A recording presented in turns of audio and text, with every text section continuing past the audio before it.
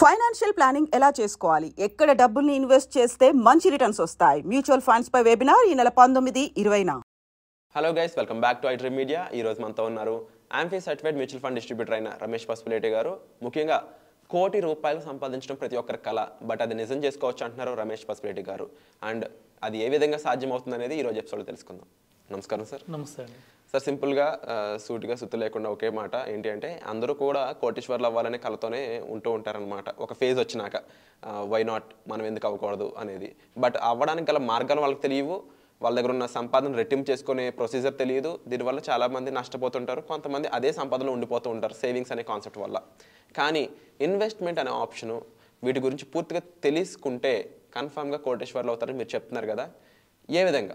డెఫినెట్గా అండి. ఇది మ్యూచువల్ ఫండ్లో ₹1 కోటి సంపాదించడానికి ఎంతతో స్టార్ట్ చేసామనేది కాదు, ఫస్ట్ స్టార్ట్ చేయాలి.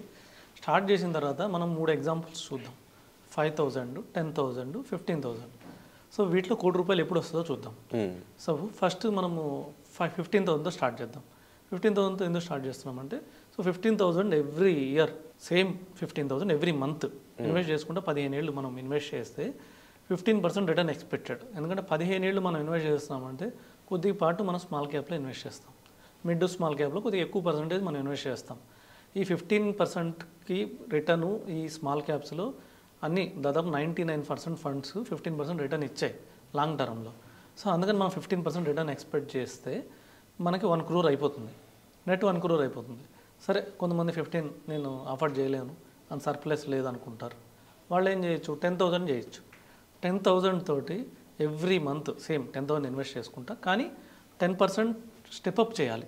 స్టెప్అప్ ఎస్ఐపి గురించి ఇప్పుడు చాలామంది వింటున్నారు. ఇప్పుడు బాగా ట్రెండ్లో ఉన్నది ఏంటంటే స్టెప్అప్ ఎస్ఐపి. సో చాలామందికి ఇన్ఫర్మేషన్ వచ్చింది, చేస్తున్నారు. సో తెలియని వాళ్ళు కొద్దిగా తెలుసుకుంటే దీంట్లో ఉన్న బెనిఫిట్ చాలా ఉంది. ఎందుకంటే ఒకేసారి 15,000 ఆఫర్ చేయలేని వాళ్ళు ఎవ్రీ ఇయర్ 10% పెంచుకుంటూ వెళ్ళాలి. ఇప్పుడు 10,000 ఇన్వెస్ట్ చేస్తే నెక్స్ట్ ఇయర్ 11,000, ఆ నెక్స్ట్ ఇయర్ 12,200, ఆ నెక్స్ట్ ఇయర్ 13,400. ఇట్లాగా ఎవ్రీ ఇయర్ ఇన్వెస్ట్ చేసుకుంటే 10%. అందరు శాలరీస్ పెరుగుతాయి, ఇన్కమ్ పెరుగుతుంది ఎవ్రీ ఇయర్.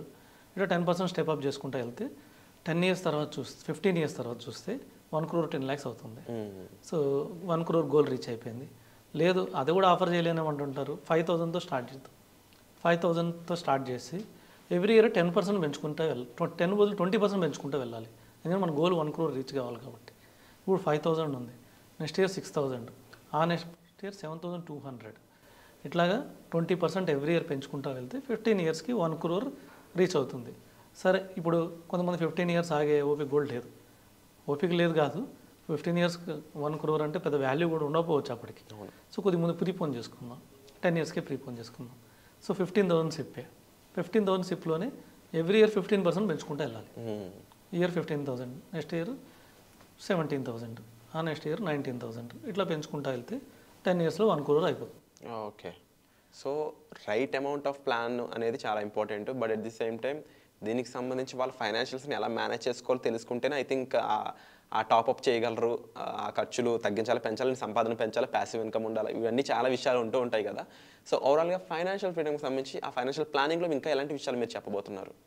డెఫినెట్లీ అండి, ఈ ఫైనాన్షియల్ ఫ్రీడమ్ అనేది దీంతో మనం లింక్ చేయాల్సిన అవసరం లేదు. ఈ 1 crore లింక్ చేసుకోవచ్చు.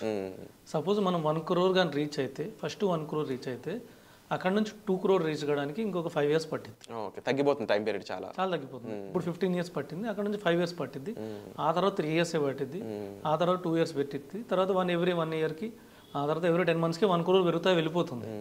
సరే, ఇప్పుడు మనం 15 years తర్వాత 1 crore చేసాము. సో 1 crore తర్వాత ఫస్ట్ పాయింట్, ఎవరైనా రిటైర్ అయిపోదాం అనుకున్నారు, ఇక్కడ నుంచి 15 years టైం పెట్టుకున్నారు, రిటైర్ అయిపోదాం అనుకున్నారు. 1 crore అక్కడ నుంచి 1% తీసుకోవచ్చు మంత్లీ, అంటే 1 lakh rupees విత్డ్రా చేసుకోవచ్చు. మన ఫండ్ ఎక్కడికి వెళ్ళదు, అక్కడ నుంచి సేఫ్గా పెట్టుకున్న బ్యాలెన్స్డ్ అగ్రెసివ్ బ్యాలెన్స్డ్ ఫండ్స్లో పెట్టుకున్నా కూడా ఈజీగా 12% రిటర్న్ వస్తుంది. సో 12% అంటే మనం మంత్లీ 1% విత్డ్రా చేస్తున్నాం, ఆ 1 crore అక్కడే ఉంటుంది. ఇంకొద్దిగా రిటర్న్ ఎక్కువ వస్తే మన ఫండ్ కూడా పెరుగుతుంది.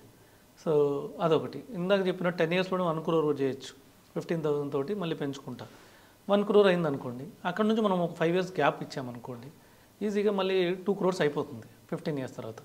2 crores 1%, 2 lakhs per month withdraw చేసుకుంటూ ఉండాలి, హ్యాపీగా రిటైర్మెంట్ లైఫ్ గడపచ్చు.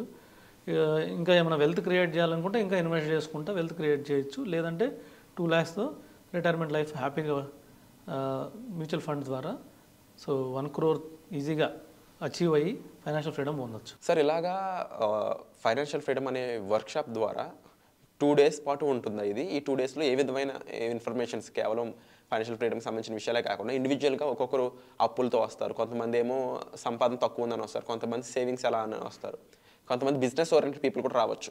ఎలా గైడ్ చేస్తారు వీళ్ళందరినీ? డెఫినెట్గా అండి, ఇది 1-to-1 ఉంటుంది. సో ప్రతి ఒక్కరికి ఒక్కొక్క గోల్ డిఫరెంట్గా ఉంటుంది. సో వాళ్ళకి కొంతమంది మార్కెట్ గురించి అపోహలు ఉంటాయి, భయాలు ఉంటాయి. సో ఈ మార్కెట్ ఇన్వెస్ట్మెంట్స్ ద్వారా మ్యూచువల్ ఫండ్స్ కానివ్వండి, ఈ మార్కెట్ ఇన్వెస్ట్మెంట్స్ ద్వారా ఈ అప్పులను కూడా తొందరగా ఎలా క్లియర్ చేయొచ్చు. తర్వాత ఫస్ట్ డెట్ ప్లానింగ్ చూసుకుందాం. అంటే అప్పులు ఎప్పుడైనా కానీ ఇన్వెస్ట్మెంట్ కన్నా ముందు ఎవరైనా ఫైనాన్షియల్ ప్లానర్ ఏం చెప్తారంటే ముందు అప్పులు క్లియర్ చేయమంటారు. అంటే ఎస్ఐపి మనం ఎలా మ్యూచువల్ ఫండ్లో చేస్తున్నామో అలాగే ఎస్ఐపి అప్పులకు చేసేయాలి. అవి క్లియర్ అయిన తర్వాత మనం ఇన్వెస్ట్మెంట్స్ ఎలా ప్లాన్ చేసుకోవచ్చు. తర్వాత అంతా ఒకసారి అప్పులు క్లియర్ అయిన తర్వాత అక్కడ నుంచి రిలాక్స్గా ఫైనాన్షియల్ ప్లానింగ్, రిటైర్మెంట్ ప్లానింగ్ ఎలా చేసుకొని గోల్స్ ఎలా రీచ్ కావచ్చు అనేది మనం 1-to-1 వాళ్ళ క్లియర్ పిక్చర్ పేపర్ మీద రాసేసి చేస్తాం. వాళ్ళు టైంకి రీచ్ అయిపోతారు. Wonderful sir, and thank you so much for the information sir. Wonderful sir. చాలామందికి 1 కోటి రూపాయలు ఉంటే ఎన్నో విషయాలు ఫుల్ఫిల్ అవుతూ ఉంటాయి. పిల్లల చదువు కానీ, పెళ్ళి కానీ, లేకపోతే వాళ్ళ హ్యాపీ లైఫ్ కానీ, ఒక ఇల్లు కొనుక్కోవడం కానీ, ఇలా ఎన్నెన్నో విషయాలు ఉన్నాయి. బట్ ఆ 1 crore రీచ్ అవ్వడం, అచీవ్ చేయడం మాత్రం ఎవరికి తెలియట్లేదు. అండ్ దాన్ని చాలా క్లుప్తంగా మాకు ఈరోజు ఎపిసోడ్లో వివరించారు. Thank you so much sir. ఇలాంటి ఎన్నో ఇన్వెస్ట్మెంట్ ఆప్షన్స్, ప్లాన్స్, ప్రొసీడింగ్స్, వీటన్నిటికీ మీకు 1-stop సొల్యూషన్ ఫైనాన్షియల్ ఫ్రీడమ్ అనే వెబినార్. దానికి సంబంధించిన డీటెయిల్స్ కోసం మీరు డిస్ప్లే అవుతున్న నెంబర్స్ కాల్ చేసి డైరెక్ట్గా రమేష్ పసుపులేటి గారిని కలవచ్చు. అలాగే పర్సనల్ అపాయింట్మెంట్స్ అనేవి ఓపెన్ అయ్యి ఉన్నాయి. పర్సనల్గా ఇంత కూర్చొని మీకున్న సిచ్యువేషన్స్ ఎక్స్ప్లెయిన్ చేసి వాటి నుంచి ఎలా మనం ఇంప్రూవ్ అవ్వచ్చు, అప్పుల్ని ఎలా మేనేజ్ చేయాలి, మీకున్న సంపాదన ఎలా పెంచుకోవాలి, ప్యాసివ్ ఇన్కమ్ అనే ఒక ఐడియా ఉంది, ఇన్వెస్ట్మెంట్ ఆప్షన్లో ఎస్ఐపిఏ కాకుండా ఇంకెన్నో ఆప్షన్స్ ఉన్నాయి. వీటన్నిటిని మీరు తెలుసుకోవాలి అనుకున్నట్లయితే డైరెక్ట్గా పర్సనల్గా సార్ని కలిసి మీరు డీటెయిల్స్ అనేవి తీసుకోవచ్చు. సో వచ్చే ఎపిసోడ్లో మళ్ళీ కలుద్దాం. డిస్ప్లే అవుతున్న నెంబర్స్ కాల్ చేసి మీరు సార్ని మీట్ అవ్వండి. Thank you so much.